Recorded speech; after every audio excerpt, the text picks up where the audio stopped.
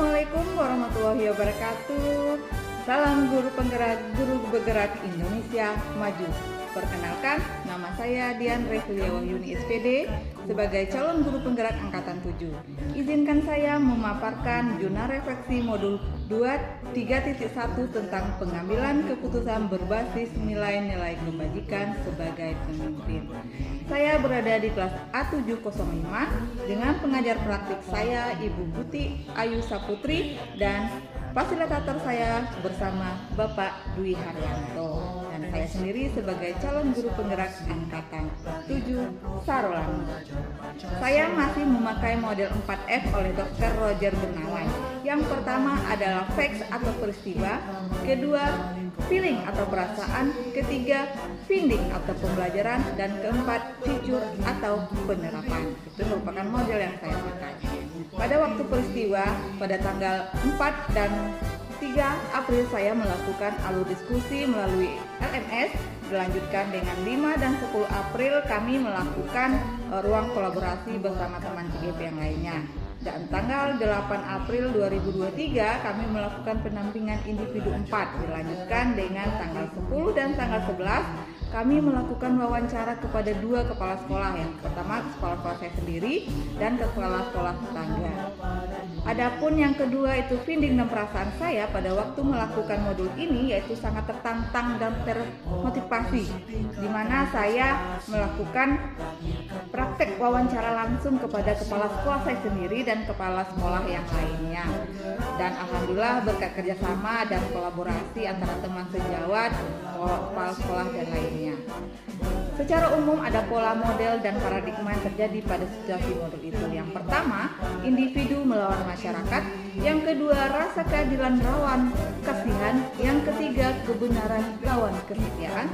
Yang keempat, jangka pendek lawan jangka panjang. Itu merupakan pola umumnya. Dilanjutkan dengan prinsip berpikir penyelesaian dilema etika ada 3.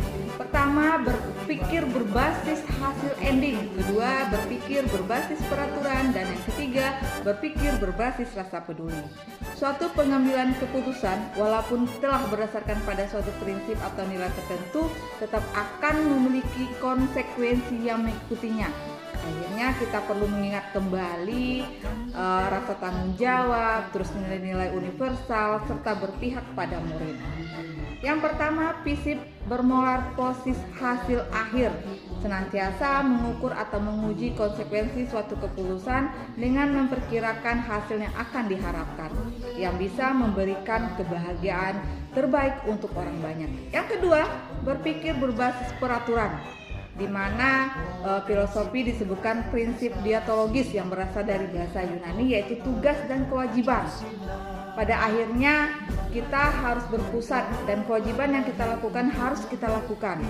Seseorang akan bertindak sesuai dengan peraturan yang berlaku, dan orang tersebut mengharap orang lain pun bertindak mengikuti sesuai dengan dirinya. Ketiga, berpikir berbasis rasa peduli. Prinsip ini dikenal dengan aturan emas dan telah memainkan peran kunci dalam pembelajaran di hampir semua pengajaran budaya agama. Untuk selanjutnya sebagai prinsip memainkan peran kunci pada pendidikan etika lebih penting.